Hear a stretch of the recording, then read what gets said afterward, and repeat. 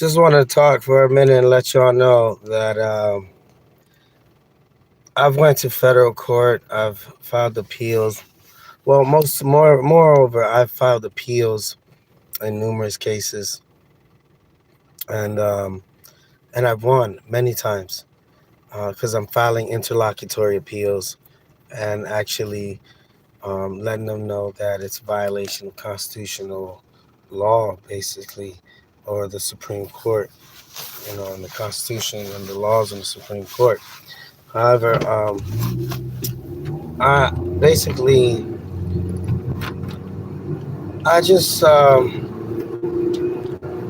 feel like the whole court system's a sham, all the way down to the constitutional laws. Because when you try to assert it in court, they want to slap you down. I've been to federal court, and federal court don't care about you.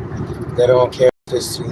I got documents signed by like 12 to 16 judges. I've had a judge on my case, and so all I'm trying to tell people is don't jump into the federal question. Go into the multi jurisdiction. I guess it's called diversity jurisdiction. Don't fall in that trap for a federal question. Okay, that just means that they can question if it should be in the federal jurisdiction. Then they usually rule against you. Okay, so I'm just trying to share this information to let you know that I just feel like it's a sham. I feel like all of them are. It's basically us versus them, and you're not in that club. Especially me, because I'm Hispanic, and the only Hispanics they want in that club are the ones that comply with their rules, regulations, corporate charters. Everything's a corporation, so I don't care about any of that. I'm definitely not interested in any of it. It's actually been so distasteful to me that I don't want nothing to do with it. I'm not one of those people that are going to continuously talk to you about um, there is no money, but still ask you. Okay, if I'm gonna charge you for any funds, it's gonna be because I'm charging for the work that I do. Until I find a way to escape the Federal Reserve notes or floating rate note process, which we've already done. And I've actually, and I mean my network, we've already configured it. We're taking steps to do this private banking measures and process and procedures. We actually, we all have Treasury Direct accounts. We know information about the medallion stamps and all that and how they function, what are the difference between them. We also know about ACH accounts. That's why you have to have the green book. You have to know certain things. You want to know that your UCC claim is an ACH account attachment. There's a lot of things that people don't know, and a lot of things that you should actually, basically put your mentality into studying. You know, get your credit score correct. So operate on all aspects, on all bounds, because this whole world will eat you alive if you let it. Go ahead. Don't believe me? Sleep in the woods with no cover. Okay. Um, it's just the way it is, and the humans aren't any different. Okay. They say they love family, but family be treated just as worse. Okay. To be honest, family do you worse than friends. Okay. So I don't trust family either. I trust myself.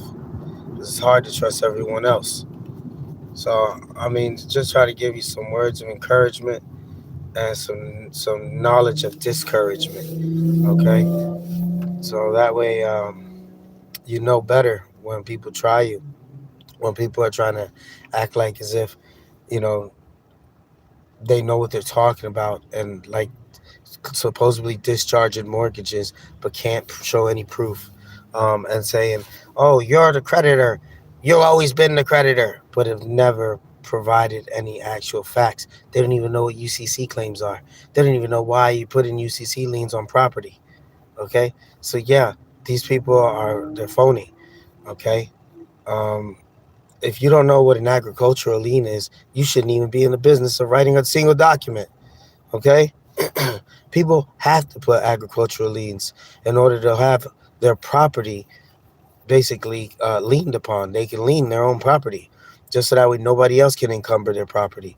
And the fact is that if you're going to court and you do a UCC 11 search and nobody has a UCC 11 on your property, it's either one has been discharged or two, it never had a lien on it. So put a lien on your property, especially if it's in your name.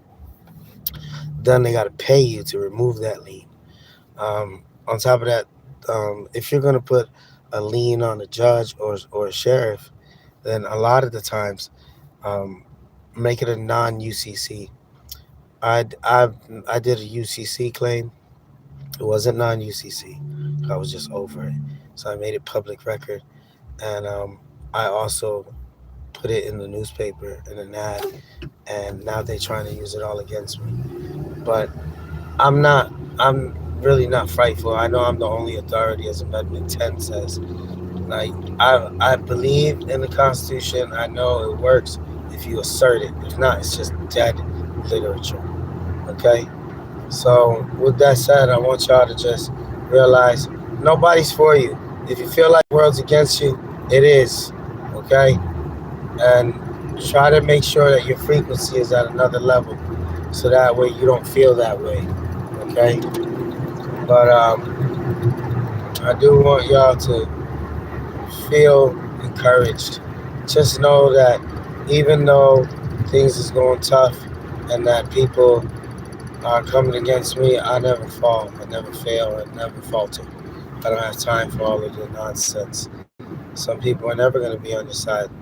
I've had this channel for years and they don't want the truth out, so I get shadow banned everywhere. I don't care about that. I'm not here for plays, clicks, likes, subscription.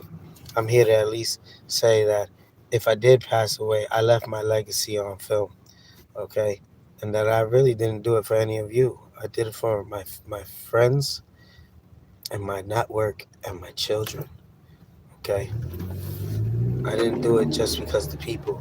None of you support me. Look, I got 475 people. Like, this is not about likes and subscription.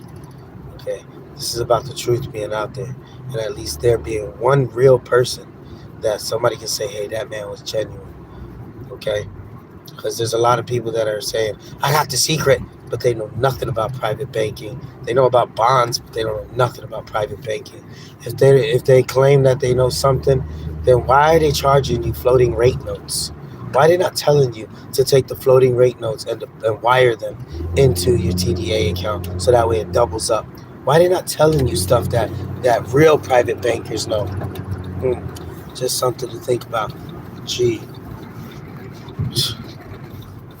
people.